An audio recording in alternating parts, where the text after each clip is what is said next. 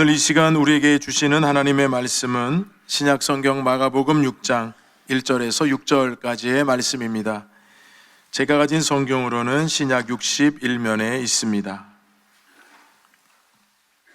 제가 읽고 마지막 절은 함께 읽겠습니다. 예수께서 거기를 떠나사 고향으로 가시니 제자들도 따르니라. 안식일이 되어 회당에서 가르치시니 많은 사람이 듣고 놀라 이르되 이 사람이 어디서 이런 것을 얻었느냐? 이 사람이 받은 지혜와 그 손으로 이루어지는 이런 권능이 어찌 됨이냐? 이 사람이 마리아의 아들 목수가 아니냐? 야고보와 요셉과 유다와 시몬의 형제가 아니냐? 그 누이들이 우리와 함께 여기 있지 아니하냐 하고 예수를 배척한지라. 예수께서 그들에게 이르시되 선지자가 자기 고향과 자기 친척과 자기 집 외에서는 존경을 받지 못함이 없느니라 하시며 거기서는 아무 권능도 행하실 수 없어 다만 소수의 병자에게 안수하여 고치실 뿐이었고, 함께 읽습니다. 그들이 믿지 않음을 이상히 여기셨더라. 이에 모든 촌에 두루 다니시며 가르치시더라. 아멘. 할렐루야. 복되고 거룩한 주일 3부 예배 나오신 여러분 모두에게 하나님의 은혜와 축복이 함께 하시기를 간절히 바랍니다. 우리 앞뒤 자 보시면서 반갑게 인사 나누시겠습니다. 주님의 은혜가 함께 하시기 바랍니다.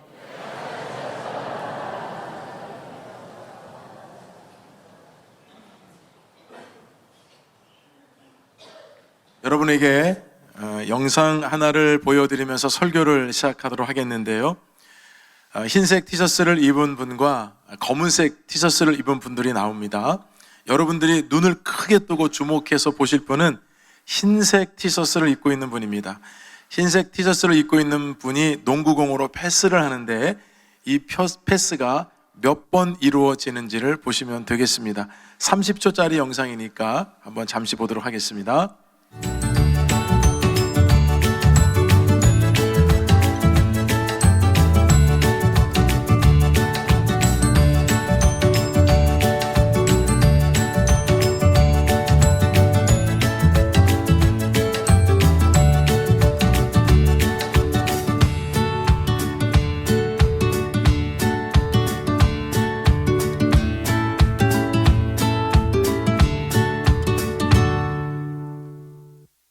끝났습니다. 몇 번 패스를 했을까요? 네? 14번, 16번. 정답은 16번입니다. 굉장히 아주 주의 깊게 잘 보신 분들 같습니다. 근데 혹시 여러분 영상을 보시면서 고릴라가 지나가는 걸 보셨습니까? 그렇다면 전체 중에 약 50% 확률 안에 들어오신 분들입니다. 혹시 검은색 티셔츠를 입은 분이 중간에 나가는 걸 보셨습니까? 그걸 보셨다면 약 20% 안에 들어가는 분들입니다. 혹시 여러분들이 붉은색 배경 커튼이 금색으로 바뀌는 걸 보셨습니까? 보셨다면 5% 안에 들어가는 분들입니다. 지금 제가 얘기하는 세 가지를 말씀드렸는데 도대체 뭔 소리요? 라고 생각하는 분들이 있다면 조금 심각하긴 한데, 제가 여러분들에게 어떤 것을 집중해서 보라고 말씀을 드렸기 때문에 여러분들이 잘 모르실 수도 있는데, 같은 영상을 이제는 패스하는 거 전혀 보지 마시고 제가 말씀드린 세 가지를 한번 확인하면서 다시 한번 보도록 하겠습니다.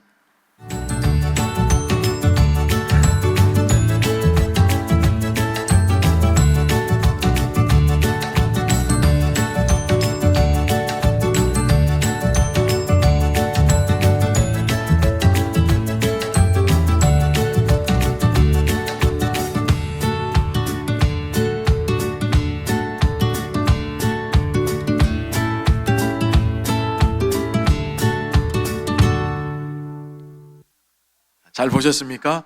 심지어는 고릴라가 가슴을 치면서 지나갔는데,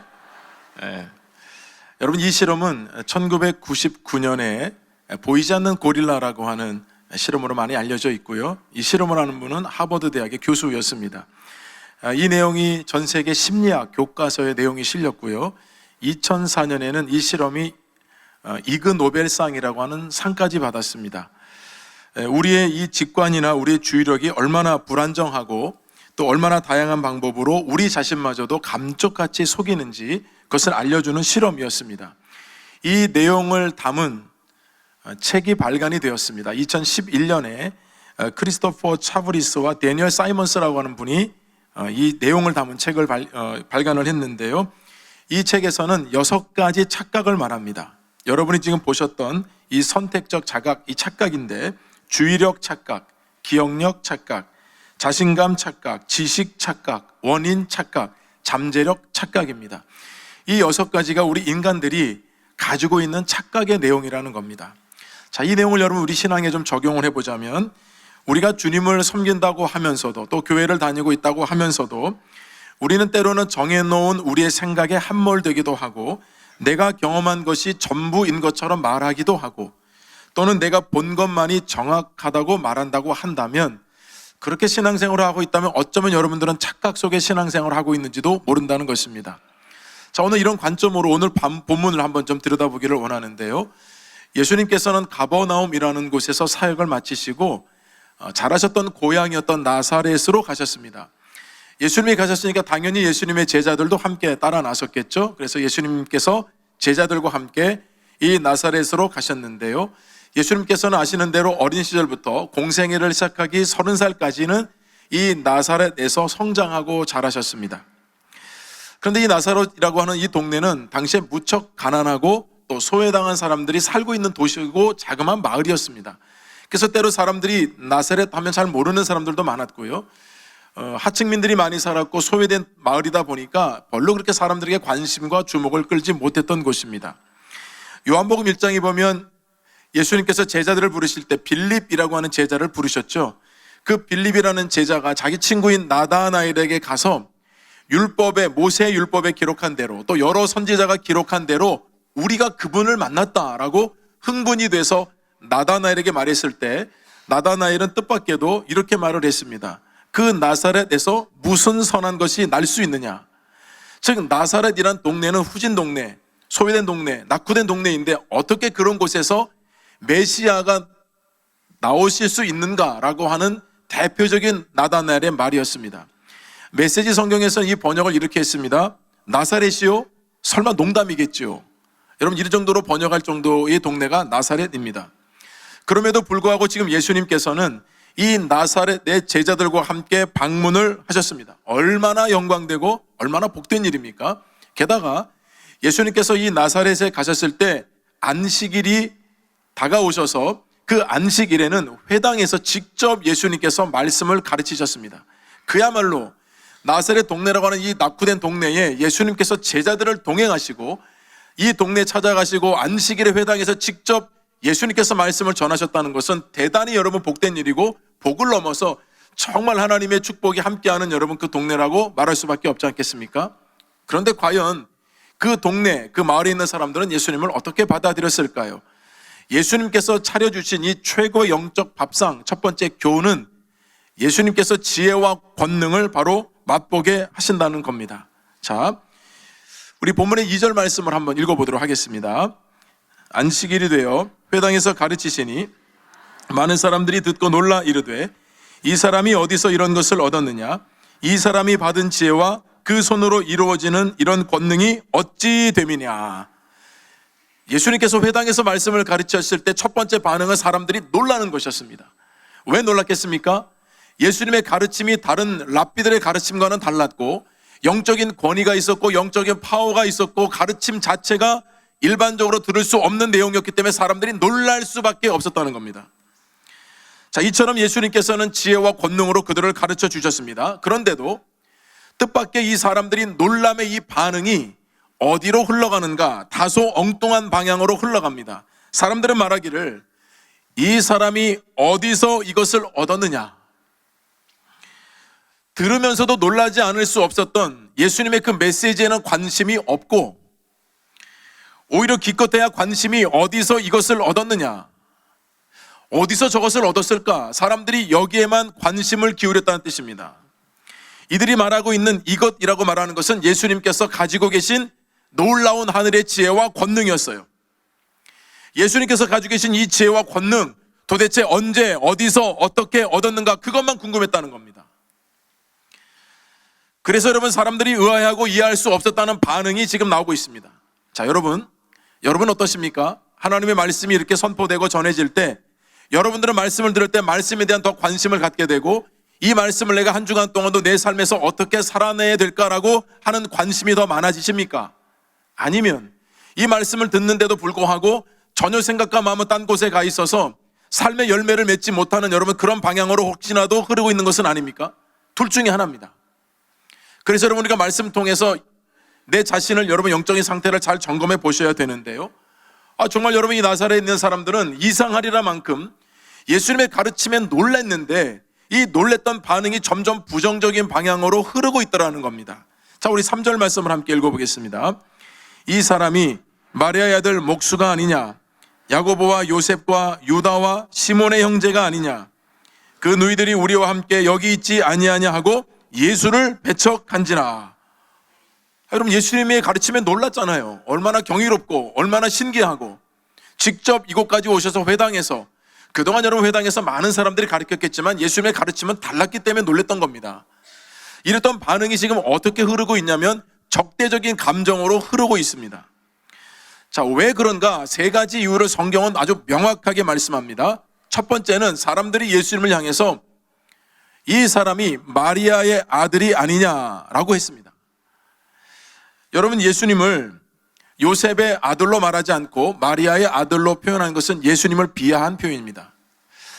이 말씀 때문에 많은 학자들은 아마도 예수님의 육신의 아버지인 요셉이 일찍 별세를 했구나라고 생각을 할 수밖에 없는 이런 해석들을 많이 내놓습니다. 자, 여러분 그럼에도 불구하고 당시 유대 사회에서 아버지가 별세하셨다 하더라도 그 아들을 소개할 때는 누구의 아들이 아니냐라고 하는 것이 일반적이에요. 그런데 지금 이 나사렛에 있는 사람들은 요셉의 아들로 말하지 않고 예수님을 마리아의 아들로 표현하는 것은 예수님을 비하하고 예수님을 모욕하기 위해서 하는 말입니다. 예수님께서 회당에서 놀라운 말씀을 가르쳤지만 어찌하든 예수님을 좀 더 깎아내리려고 마리아의 아들 아니냐? 여러분 그렇게 표현한 겁니다. 두 번째 사람들이 예수님에 대해서 뭐라고 말했냐면 목수의 아들이 아니냐라고 했습니다. 여러분 당시에 이 나사렛에도 목수라는 이 직업은 천대받던 직업입니다. 그러니까 직업을 가지고 비하한 겁니다. 여러분 예수님 아버지 요셉이 목수였기 때문에 어릴 때 예수님도 목수로 여러분 자라신 건 당연한 거예요. 그런데 그 직업을 빗대어서 목수의 아들이 아니냐, 여러분 그렇게 사람들이 예수님을 비하했습니다. 그리고 세 번째는 예수님의 가족을 들어서 무시를 했습니다. 가족이 여러분 이름을 나열하잖아요. 야고보와 요셉, 유다와 시몬의 형제가 아니냐, 그 누이들이 우리와 함께 여기 있지 아니하냐. 여러분 맞아요. 지금 이 사람들이 나열한 이 이름들은 예수님의 친형제요 자매들입니다. 아니 이 형제들이 다 우리와 함께 지금 나사렛에서 같이 어릴 때부터 자라났고 성장했는데 너무나도 잘 알고 있다는 겁니다. 그런데 어떻게 저런 지혜와 권능이 있었을까? 의아해하면서도 이 세 가지 때문에 점점점 감정이 부정적인 것으로 계속 흐르다는 겁니다. 여러분 잘 알면 뭐합니까? 잘 아는 것이 중요한 것이 아니라 바르고 정확하게 아는 것이 중요한 거 아닙니까? 선입견과 착각 속에 여러분 빠지니까요, 예수님께서 메시아인 것을 모르고 전해주시는 내용에는 관심이 없고 그저 예수님에 대한 외적인 정보, 자기들과 함께 했던 그런 시간들만 생각하고 예수님을 메시아로 보지 않는 착각에 점점점 빠져들어가는 모습이 얼마나 안타깝습니까? 결국 여러분 이 나사렛에 있는 사람들은 이 세 가지 이유로 예수님을 배척하고 맙니다. 고향까지 찾아오신 예수님을 잘 알고 있다는 사람들이 예수님을 배척을 했습니다. 이 배척하다는 말의 어원은 스칸달리조라고 하는데요, 스칸달리조가 뭐냐면 걸려 넘어지다, 실족하게 하다 이런 뜻이에요. 이 단어를 여러분 다시 원문으로 직역을 해보자면 그들이 걸려 넘어지고 있었다는 뜻입니다. 마치 짐승이, 마치 새가 사람들이 놓은 덫에 걸려서 빠져나갈 수 없는 것처럼 이 사람들은 자기 스스로 걸려서 넘어지고 있다는 겁니다. 여러분 생각해 보세요. 이 상황이 지금 걸려서 넘어지는 상황일 수 있습니까? 예수님께서 제자들을 데리고 이 나사렛에 오셔서 얼마나 많은 기적과 이사와 말씀을 전해주시겠습니까? 놀라운 여러분 축복의 자리잖아요. 그런데 이 사람들은 스스로 착각과 이 선입견에 덫에 걸려서 예수님을 배척하게 되는 어처구니 없는 상황에 처하게 된다는 겁니다. 진짜 어려운 어처구니가 없죠. 예수님을 여러분 모셔서 말씀도 듣고 여러분 예수님께서 행하시는 기적도 경험하면 여러분 그것보다 더한 것이 어디 있겠어요? 아마도 예수님은 사실 그런 마음으로 가신 거거든요. 근데 예수님은 잘 아는 사람들로 하여금 배척을 당하셨습니다. 사실 여러분 이런 거 보면요, 예수님의 제자들에게 배척을 당하셨거든요. 여러분들이 배신을 당하고 아픔을 당하는 것은 모르는 사람들 아니고 사실은 가장 가까운 사람들이죠. 여러분에게 상처와 아픔을 주는 사람들은 먼 데 있는 사람들이 아니라 여러분들을 안다는 사람들이죠. 가까운 사람들이죠. 그런 사람들이면 상처를 주지 않습니까? 저는 그럼에도 불구하고 지금 예수님의 이 행적을 보면서 좀 두 가지 감동을 받은 포인트가 있어요. 그 첫 번째는 뭐냐면, 예수님이라면 다 아셨을 것 같은데 나사렛에 가면 이렇게 반응할 거라고 예수님이 알고 가셨을까, 모르고 가셨을까? 여러분, 저는 그런 궁금증이 생겼거든요. 자, 거기에 대한 답이 여러분 4절 말씀에 나와 있어요. 함께 읽어보겠습니다. 예수께서 그들에게 이르시되 선지자가 자기 고향과 자기 친척과 자기 집 외에서는 존경을 받지 못함이 없느니라 하시며, 여러분, 이 말씀의 의미는 예수님이 알고 가셨다는 뜻입니다. 선지자가 자기 고향과 자기 친척과 또 자기 집 외에는 존경을 받지 못함이 없느니라. 그 당시에 여러분 속담과 이 인용구로 많이 썼던 용어거든요. 예수님께서 이것을 인용했다는 말씀은 알고 가셨다는 말이에요. 여러분 같으면 여러분 가시겠습니까? 저는 아무리 제 양심적으로는 살펴봐도요, 저 같으면 내 고향인데 그래도 내가 제자들까지 있어서 정말 그 고향에 가서 더 좋은 일들을 하려고 하는데 사람들이 나를 배척하고 모욕하고 무시하고 내 개인뿐만 아니라 우리 가정까지 들먹거리고 내 직업까지 들먹거려서 나를 무시한다고 한다면, 그걸 알았다면 여러분 거기에 가겠습니까?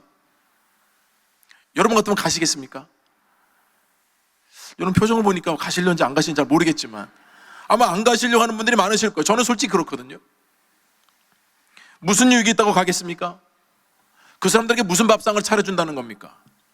적어도 여러분 환대는 아니더라도 좀 그래도 웰컴해주고, 그래도 여러분 뭔가 좀 옛 정이라도 좀 있어서 그런 메시지를 여러분 듣는 분위기라면 좋은데, 아예 여러분 배척하고 이렇게 무시하고 모욕을 준다고 한다면 거기를 어떻게 하겠느냐고요. 근데 예수님 보세요. 우리 생각하고 너무나도 달라요. 예수님은 그럼에도 불구하고 나사렛에 가셨습니다. 왜 가셨는가? 예수님께서는 나사렛에 가셔서 영적인 밥상을 차려주기 위해서 가신 겁니다. 여러분 교회 안에도 보세요. 교회 안에 여러분 조금 이렇게 사역들 봉사들이 많다 보니까요, 또 어떤 부서들은 좀 더 이렇게 좀 힘든 부서들도 있어요. 반면에 여러분 상대적으로 좀 편한 부서도 있습니다. 주일날 한 번 와서 봉사하는 부서도 있지만 또 주중까지 와서 봉사를 해야 되는 부서들도 있거든요. 일하고 봉사하려고 하는 마음을 가진 분들도 가만히 보면 이 어려운 자리보다 쉬운 자리로 가는 분들이 많이 있습니다. 사실 여러분 쉬운 자리도 아니지만 그래도 여러분 봉사하는 면에 있어서는 좀 사람들도 많이 있고 좀 얼굴도 좀 드러낼 수 있고, 여러분 그런 자리에는 사람들이 너무 많아요. 반면에 여러분 사람들이 필요로 하는 자리 있잖아요. 또 그런 자리에는 사람들이 잘 안 와요. 여러분 광고를 하고 여러분 제가 얘기를 해도 여러분 사람들이 많이 가지 않는 이유가 뭐겠습니까? 힘들기 때문이에요. 다른 이유가 더 있으세요? 근데 여러분 예수님은 힘든 정도가 아니라 이렇게 모욕하고 무시하고 배척하는 그 자리로 왜 가시냐는 겁니다. 여러분 여기에 메시지가 있는 겁니다. 우리 생각과 행동이 여러분 예수님과 다르다는 거예요. 우리는 힘들고 어려우면 안 가려고 하지만 여러분 오히려 거기에 예수님의 메시지가 있다는 것을 기억하셔야 되는 거예요. 어쩌면 여러분 편한 자리는 메시지가 없을 수 있어요. 거기는 감동이 없을 수 있어요. 그런데요, 정말 사람들이 안 가려고 하는 자리요, 필요로 하는 자리, 여러분 그 자리에 가면 주님께서 저는 약속하신 축복이 있다고 반드시 믿습니다. 그런 은혜를 여러분 경험하는 저와 여러분 되기를 주님의 이름으로 축원합니다. 예수님이 가셨다는 게 중요한 메시지예요. 모르고 가신 거 아니에요. 알면서도 가셨어요. 다 당하시겠다는 겁니다. 근데 여러분 여기에 놀라운 영적인 비밀과 비결이 있었다는 거예요. 제가 그런가 하면 두 번째, 여러분 말씀을 좀 깊이 묵상하다 보니까 참 예수님은 너무나 좋은 분이세요. 아무리 말씀을 여러분 읽어봐도 참 정말 예수님 대단하시다. 먼저는 말씀드린 대로 배척당할 걸 아시면서도 그 자리에 가셨던 예수님. 두 번째 여러분 은혜가 뭐냐면 5절 말씀인데요, 우리 5절 말씀 함께 읽어보겠습니다. 거기서는 아무 권능도 행하실 수 없어 다만 소수의 병자에게 안수하여 고치실 뿐이었고, 제가 이 말씀 읽으면서 좀 반성했어요. 왜냐하면 이 나사렛이라는 동네는 항상 예수님을 배척했다는 여러분 이미지가 있어가지고요, 예수님께서 그곳에서는 많은 기적을 베푸시지 않으셨다. 여러분 여기에 저도 꽂혀 있는데 다시 말씀을 보니까 여러분 이 후반부의 말씀이 얼마나 은혜가 되는지 몰라요. 다만 소수의 병자에게 안수하여 고치실 뿐이었고, 예수님과 제자들은 좋은 마음으로 여러분 나사렛에 가신 거거든요. 근데 그 나사렛에 있는 사람들은 이런 편견과 이런 선입견과 이런 착각으로 예수님이 차려놓은 영적인 밥상을 자기들에게 다 쥐어엎었습니다. 이렇게 무시하고 모욕하고 수모를 주고 배척을 여러분 했지만, 저 같으면 여러분 그 자리 금방 나오죠. 그리고 다시는 여러분 여기 안 온다고 여러분 내 고향인데도 이렇게 반응을 하면 내가 여기 어떻게 오겠냐 그러면 그냥 나와야 되지 않을까요? 근데 예수님은 그렇게 하지 않으셨습니다. 오히려 그 모욕을 다 당하시면서도 그 나사렛에서 소수의 병자들에게 안수하셨다는 겁니다. 다수의 사람들이 모멸을 주고 다수의 사람들이 배척을 해도 여러분 그 가운데도 예수님을 인격적으로 찾고 예수님을 만나고 싶어하고 예수님께 병고침을 받기를 원했던 사람들이 있었던 겁니다. 예수님은 그 사람들을 외면하지 않으시고 그 사람들을 고쳐주셨다는 뜻이에요. 예수님께서는 나사렛에 왜 가셨는지 아시겠습니까? 많은 사람들이 다수의 사람들이 나를 모욕하고 배척한다 하더라도 한 사람이라도 나를 찾는 사람이 있다고 한다면 예수님이 그 사람을 만나주기 위해서 나사렛에 가셨던 것입니다. 그러니 여러분, 오늘 여러분들이 어떤 마음을 가지고 이 예배당에 오셨다 하더라도 여러분 다수로 만나주는 게 아니에요. 여러분이 주님을 찾고 갈급해하고 정말 주님으로 하여금 이 문제를 해결받기를 원해서 나오셨다고 한다면 주님께서 반드시 여러분을 말씀으로 만나 주실 줄로 믿습니다. 한 사람 한 사람을 얼마나 소중하게 주님이 여기시는지 이 나사렛에서도 확인할 수 있다는 겁니다. 그러니 여러분, 예수님이 나사렛에 오셔서 그냥 차려주신 밥상만 그냥 먹으면 되는 건데 왜 밥상을 없느냐는 거예요. 예수님께서 직접 방문하셨죠. 누가 자기들 보고 오라고 그랬어요? 예수님이 직접 가셨잖아요. 여러분, 예수님이 많은 마을을 다니셨지만 예수님이 가신 자체가 얼마나 놀라운지 여러분, 이 성경까지 기록하잖아요. 얼마나 복된 일이에요. 얼마나 축복된 일이에요. 갓디나무 회당에서 여러분 예수님께서 말씀 전하시는 거예요. 쉬운 일 아닙니다. 그럼에도 그 나사렛 회당에서 안식일이 되어서 예수님께서 말씀을 직접 전해주셨는데 그 복을 받은 사람들이, 예수님을 다 안다고 하는 사람들이 예수님을 여러분 배척하는 이런, 차려주신 밥상도 여러분 그냥 다 받아들이지 못하고 배척하게 돼서 먹지 못하는 여러분, 이 상황이 얼마나 안타깝냐는 것입니다. 예수님께서 나사렛에 가시고자 했던 것은 그 하늘의 지혜와 그 능력을 맛보게 해주기 위함이었던 겁니다. 사랑하는 여러분, 주님께서 차려주신 영적인 이 밥상을 언제나 겸손하게 받아들이고 다 골고루 먹기를 주님의 이름으로 축원합니다. 그런 면에서 두 번째 교훈은 영적인 밥상을 편식하지 말아야 한다는 겁니다. 자, 여러분, 예수님을 배척한 결과가 어떻게 되었을까요? 자, 우리 5절 말씀을 이번에는 앞에 부분을 좀 더 생각해 보면서 한번 읽어보겠습니다. 거기서는 아무 권능도 행하실 수 없어 다만 소수의 병자에게 안수하여 고치실 뿐이었고, 자, 거기서는 아무 권능도 행하실 수 없었다. 여러분, 이 말씀의 뜻은 예수님이 능력이 없어서 아무 권능도 행하지 않으신 것이 아니라 예수님의 의지와는 상관없이 그들의 선입감과 그 착각, 그 편견 때문에, 그들의 불신앙 때문에 어떠한 권능도 더 이상 행하지 않으셨다는 뜻입니다. 자녀들 키우분들 아시죠, 여러분? 편식하는 것처럼 힘든 게 없어요. 아이들 아무리 먹으라고 해도 자기가 먹고 싶은 것만 먹어요. 여러분, 먹고 싶은 것만 먹으면 균형 있고 여러분 건강하게 자랄 수가 없는 겁니다. 그냥 부모님이 주신 건 다 좋은 거예요. 어떤 부모가 여러분 나쁜 걸 주겠느냐고. 다 좋으니까 먹으면 다 여러분 살이 되고 피가 되는데 아이들은 그때는 그걸 몰라요. 설교 서두에 보여드렸던 영상의 상황과 딱 맞지 않습니까? 자기가 보고 싶은 것만 보고서 판단하니까 도대체 뭐가 지나갔는지, 고릴라가 지나갔는지, 커튼이 바뀌는지 지나간 것들을 제대로 보지 못하잖아요. 우리가 본다고 여러분 다 아는 것이 아니고요, 우리가 안다고 다 아는 것도 아닙니다. 내가 뭔가에 집중하게 되면요, 그것만 보이죠. 그러면 나머지도 있어요. 나머지도 다 소중해요. 예수님을 잘 알고 있다고 하는 이 착각, 여러분 이 착각에 완전히 빠져버리니까 여러분 오히려 그 사람들이 예수님을 배척했다는 말이에요. 여러분 생각해 보세요. 예수님에 대해서 마음이 열려 있고 그 말씀에 대해서 깨어 있는 사람들이라고 한다면 예수님께서 전해주신 메시지에 주목을 했겠죠. 와, 놀랄 정도로 여러분 감동이 일어났는데 여러분 이 감동의 마음을 정말 더 예수님을 아는 방향으로 흘러가야 되지 않습니까? 근데 여러분 어떻게 그 마음이 전혀 엉뚱한 방향으로, 예수님을 모욕하고 예수님을 배척하는 방향으로 어떻게 흘러가냐는 것입니다. 여러분 왜 그랬을까요?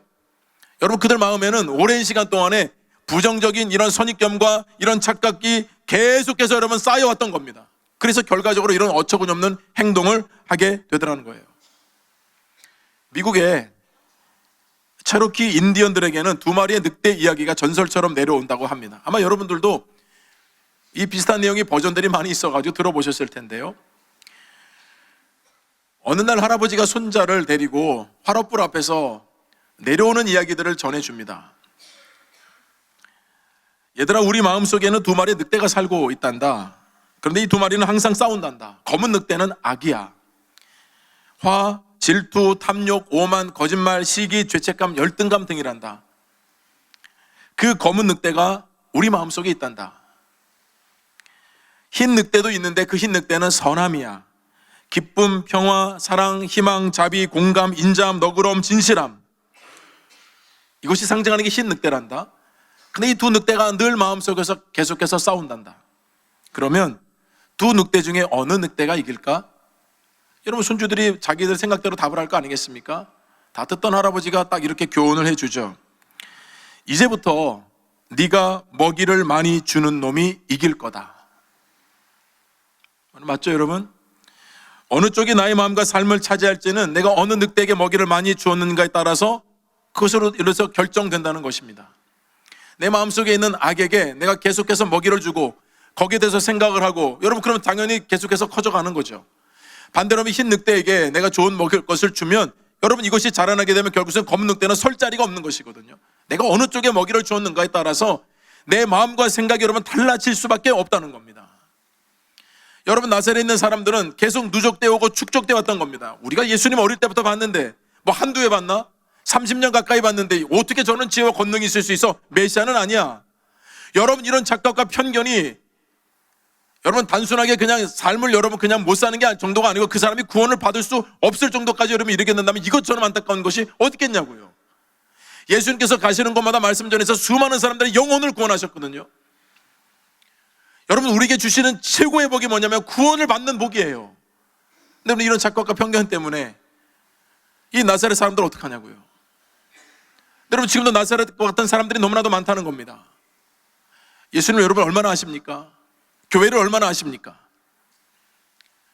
우리의 생각과 여러분 좁은 이 편견에 여러분 사로잡혀가지고요, 뭐 교회는 이래서 안 되고 저래서 안 되고 누구는 이래서 안 되고 누구는 저래서 안 되고, 여러분 이런 편익과 선견이 많으면 많을수록 교회는 건강해지지 않아요. 예수님 차려주신 밥상은 다 좋은 것이에요. 다 받아들이는 것이에요. 여러분, 우리가 좋은 마음이 계속해서 축적되게 되면 얼마나 복을 받는지 모릅니다. 여러분, 지금 이 나사렛 동네 사람들과 이야기도 나오지만 예수님께서 차려주신 영적인 밥상을 여러분 받아서요, 많은 은혜를 누리는 사람들의 이야기도 풍성합니다. 우리 사도행전 17장 11절 말씀 함께 읽어보겠습니다.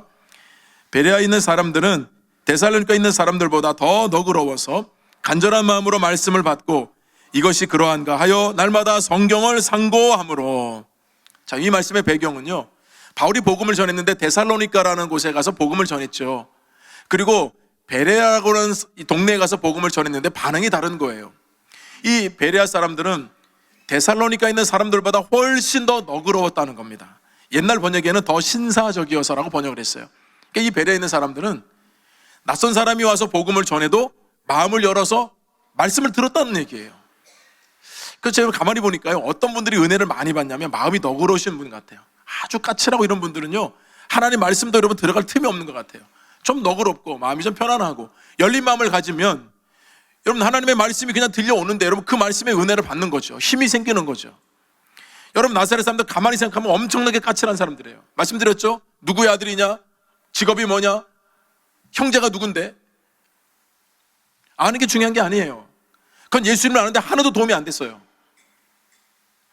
이 베레아 사람들이 여러분 이렇게 해요. 참 복을 받은 이유는 데살로니가라는 동네는 20만 되는 큰 도시예요. 근데 베레아는 아주 작은 도시거든요. 근데 바울이 복음을 전해보니까 여기는 사람들이 참 너그럽고, 여러분 너그럽다는 얘기는 모든 것을 잘 수용하고 받아들였다는 뜻인데요, 그런 가운데 간절한 마음으로 말씀을 받았대요. 그러니까 여러분, 마음이 너그러운 사람들이 말씀도 간절하게 받는가 봐요. 편견 없이 선입견 없이 진리의 말씀을 받아들였다는 뜻입니다. 여러분, 이것만으로도 훌륭한데 그 다음 말씀이 어떻게 되냐면 받은 말씀이 그런가 하여 날마다 성경을 상고하였노라. 와, 여러분, 그 말씀이 그러한가 하여, 즉 말씀을 내 삶에 비추어 보면서 야, 진짜 하나님의 생명의 말씀이구나, 이 말씀을 여러분 들으면서 내가 삶에서 걸러낼 건 걸러내고 이러면서 하나님의 말씀으로 매일매일 말씀을 상고했다는 뜻이에요. 여러분, 상고하다는 말이 자세하게 골라내다, 채를 쳐서 가려내다라는 뜻이 있어요. 여러분, 키질 같은 거 아시죠? 그래서 이 쭉정이는 다 날라고 알곡만 안으로 들어오는 거 아닙니까? 그것처럼 하나님의 말씀으로 내 삶을 비추어서 불필요한 것들은 다 쭉정이처럼 다 밖으로 내보내는 여러분 그런 삶을 살면서 점점 알곡, 하나님의 말씀만이 내 삶에 머물도록, 여러분 그렇게 베레아 사람들이 그렇게 말씀을 받았다는 거예요. 너그럽고 간절한 마음으로 받고 날마다 말씀을 상고했다. 여러분, 주님께서 차려주신 밥상은 그런 거거든요. 복된 밥상을 자기 손으로 다 뒤엎어버리는 것이 아니라 주님께서 차려주신 밥상을 여러분 받으니까요, 그 은혜가 너무나도 큰 거죠. 너무나도 감사한 거죠. 너무나도 기쁜 거죠. 우리 사랑하는 교회 여러분, 편식하지 마시고요, 하나님의 이 밥상은 다 아름답고 우리 몸에 좋은 것입니다. 영적 밥상 여러분들에게 큰 유익이 되기를 주님의 이름으로 축원합니다. 세 번째 영적 교훈은 영적 밥상을 사모해야 된다는 것입니다. 저는 이 말씀을 묵상하다가요, 우리 참 예수님께서는 주기를 너무나도 좋아하시는 분이라는 것을 다시 한번 깨닫게 됐어요. 아니, 나사렛 사람들 뻔히 이렇게 반응할 걸 알면서도 가셔서 소수의 병자들을 예수님께서 아무런 이유 없이 고쳐주시잖아요. 얼마나 주고 싶으셨으면. 자, 그런 차원에서 다시 산상수훈의 말씀을 들여다보니까 마태복음 5장부터 7장까지가 산상수훈이잖아요. 그 가운데 예수님께서 우리에게 얼마나 주기를 원하시는지, 여러분 그 말씀을 한번 다시 한번 보겠는데요, 마태복음 7장 7절 8절 말씀을 함께 읽어보겠습니다. 구하라, 그리하면 너희에게 주실 것이요, 찾으라, 그리하면 찾아낼 것이요, 문을 두드리라, 그리하면 너희에게 열릴 것이니, 구하는 이마다 받을 것이요, 찾는 이가 찾아낼 것이요, 두드리는 이에게는 열릴 것이니라. 유명한 말씀이잖아요, 여러분. 구하라, 그리고 찾으라, 그리고 문을 두드리라. 여러분, 이 말씀이 왜 힘이 된지 아십니까? 우리가 구했는데 그 구한 것을 주실 분이 있다는 것입니다. 우리가 찾는데 그 찾는 것을 주시는 분이 있다는 것입니다. 우리가 문을 두드리는데 그 문을 열고 들어가면 우리가 원하는 것을 주시는 분이 계시다는 것입니다. 그분이 우리 하나님이신 줄로 믿습니다. 그래서 여러분, 이 말씀이 우리에게 힘이 되고 위로가 되는 겁니다. 여러분, 우리가 구했는데, 우리가 찾는데 주실 분이 없다고 한다면 여러분, 구하는 것이, 찾는 것이 무슨 의미가 있겠어요? 우리 주님께서는 우리가 구하는데 그걸 주신다는 거예요. 우리가 찾는데 그것을 우리가 정말로 원했는데 그걸 주신다는 겁니다. 그래서 예수님께서 말씀하시기를, 연약한 육신의 부모도 자녀가 떡을 달라고 하는데 돌을 줄 사람이 어디 있으며, 자녀가 생선을 달라고 하는데 얘다 뱀을 주는 부모가 어디 있겠느냐. 여러분, 주님 말씀하셨잖아요. 그러면서 주님께서 하셨던 말씀, 우리 7장 11절 말씀 함께 읽어보겠습니다. 너희가 악한 자라도 좋은 것으로 자식에게 줄 알거든 하물며 하늘에 계신 너희 아버지께서 구하는 자에게 좋은 것으로 주시지 않겠느냐. 악한 자도 자녀에게는 좋은 것을 줄 줄 아는데 하물며 하나님께서 우리가 구하는 것을 가장 좋은 것으로 왜 주시지 않겠느냐는 말씀입니다. 우리 하나님은 가장 좋은 것으로 주시는 분인 줄로 믿습니다. 그래서 여러분, 생각해 보십시오. 여러분들이 하나님께 떡을 달라고 했어요. 그럼 여러분들 생각하시겠죠? 좋은 거 주시겠다고 했으니까 떡 중에서도 가장 큰 떡, 콩고물이 많이 들어가 있는 거, 그런 거 생각하시죠? 생선을 달라 했는데 더 좋은 거 주신다고 했으니까 생선 중에서도 가장 비싸고 고급진 생선. 여러분, 우리 이런 거 생각하잖아요. 근데 여러분, 가만히 생각해 보세요. 주님께서 우리를 그런 식으로 길들이실까요? 주님은 우리에게 근본적으로 주기를 원하시거든요. 지금 예수님께서 나사렛에 가신 목적은 기적을 행하기 위함이 아니었습니다. 그래서 회당에 들어가서 먼저 말씀을 전하신 거예요. 그 말씀을 전하신 분의 지혜와 권능을 여러 번 봤다고 했잖아요. 예수님이 누군지를 알기를 원하셨던 거예요. 여러분, 나사렛 사람들에게 가장 좋은 것이 뭐냐면 예수 그리스도예요. 산상준도 마찬가지예요. 여러분들이 구하는 것보다 더 주님이 좋은 거 주시면 좋죠, 여러분. 물론 주님이 주실 수 있는 분이에요. 여러분, 그것 때문에 우리가 흥분해하고 막 그것 때문에 막 뭔가 막 다른 감정을 여러분 가지게 되고 막 열광하고, 예수님께서 그런 자극을 주어서 더 좋은 거 여러분 구하라고 주님께서 이런 말씀을 주셨을까요? 아니요. 주님께서 이 말씀을 주신 이유는 가장 좋은 것은 바로 예수 그리스도라는 것을 깨닫게 하기 위함입니다. 그분께서 우리에게 모든 것을 주실 수 있는 분을 다시 한번 말씀해 주고 있는 거예요. 그러니 여러분, 우리는 다 편견 없이 받아들이면 돼요. 그리고 그 밥상을 사모하셔야 돼요. 예수님께서 차려주신 모든 것들은 다 나의 삶에, 나의 영혼에 다 귀한 것이고 아름다운 것이다. 내가 먹고 영적으로 배부르고 이 말씀이 있어야 내가 한정한 더 살아갈 수 있다라고 하는 여러분 그런 다짐이 있을 때 여러분, 이 영적인 밥상이 여러분들에게 힘이 될 줄로 믿습니다. 끝으로 여러분, 예수님께서 이렇게 나사렛에서 모욕도 당하고 배척을 당하셨잖아요. 그러니까 여러분, 그 동네에서 나오실 수밖에 없었는데요, 예수님 상처를 받으셨을까요? 여러분, 이런 상황이면 상처 안 받으시겠습니까? 우리는 상처를 받으면 사람에게 주로 받잖아요. 그러면 그 사람과 관계 잘 안 하려고 하죠. 난 상처받았다고 티나고 다녀요. 여러분, 예수님이 그랬다면 사역이 될까요? 이 모습도 우리가 배워야 돼요. 과연 예수님께서 나사렛에서 이런 수모와 배척을 당하셨는데 과연 어떻게 하고 떠나셨을까요? 그리고 무슨 사역을 계속해서 이어가실까요? 우리 끝으로 6절 함께 읽어보겠습니다. 그들이 믿지 않음을 이상히 여기셨더라. 이에 모든 촌에 두루다니시며 가르치시더라. 여러분 이해가 되세요? 믿지 않으면 이상히 여기셨는데 상처를 온팡 받으셨다고 한다면 내가 이제 좀 쉬리라, 내가 좀 더 쉬었다 가리라. 여러분 이런 말씀이 없어요. 이에 모든 촌에 두루다니며 가르치시더라. 여러분 예수님 그것 때문에 상처받은 분이 아니에요. 여러분 상처받으셨다고 한다면 여러분 뒷사역을 어떻게 감당하겠어요? 우리는 상처에 매몰다거든요. 상처를 계속해서 곱씹거든요. 여러분 이 말씀을 꼭 기억하십시오. 빨리 털고 일어나셔야 돼요. 예수님처럼 지금도 예수님께서 차려주시는 영적 밥상을 기다리는 사람들이 많이 있습니다. 그것을 먹어야 사는 사람들이 여전히 기다리고 있습니다. 그래서 예수님께서는 그 나사렛을 떠나서 다른 마을과 고을로 가시면서 계속해서 예수님께서는 가르치셨다는 말씀으로 우리에게 예수님의 사역이 어떻게 이루어지고 있는지를 우리에게 보여주시는 것입니다. 사랑하는 우리 목민의 성도 여러분, 때로 우리가 신앙생활하다 보면, 믿음 생활하다 보면 이런 착각과 편견이 우리도 몰래 차곡차곡 쌓여서 우리가 말씀을 제대로 보지 못하고 예수님을 제대로 보지 못할 때가 있다는 것을 우리가 인정할 수밖에 없습니다. 다시 한번 우리가 예수님께서 차려주신 이 귀한 밥상, 영적인 밥상을 여러분 우리가 기쁨으로 받아들이고 이 말씀으로 여러분 힘을 얻어서 정말 예수님께서 여러분들에게 주시고자 하는 그런 은혜와 축복을 받아 누리기를 간절히 소망합니다. 여러분 그래야만 한 주간도 여러분들이 직장이든 학교든 일터든 가정이든 어떤 삶의 자리에서도 승리하게 될 줄로 믿습니다. 최고의 영적인 밥상, 그걸 마음껏 맛보시고 한 주간도 승리하시기를 주님의 이름으로 축원드립니다. 하나님 아버지 은혜를 감사합니다. 우리도 편견과 우리도 착각 속에 있어서 말씀을 제대로 받아들이지 못할 때가 있고 우리 마음과 생각이 엉뚱하게 흐르는 때도 많이 있었습니다. 다시 우리 마음을 주님 앞에 조아리며 주님께서 차려주신 것을 귀하게 받습니다. 이 양식이 우리 성도들의 삶에 힘이 되고 능력이 되게 하시고 한 주간도 말씀 가운데 거할 때 얼마나 많은 풍성한 은혜와 축복을 주시는지 누리며 사는 성도들이 되게 하여 주옵소서. 예수님의 이름으로 기도드립니다. 아멘.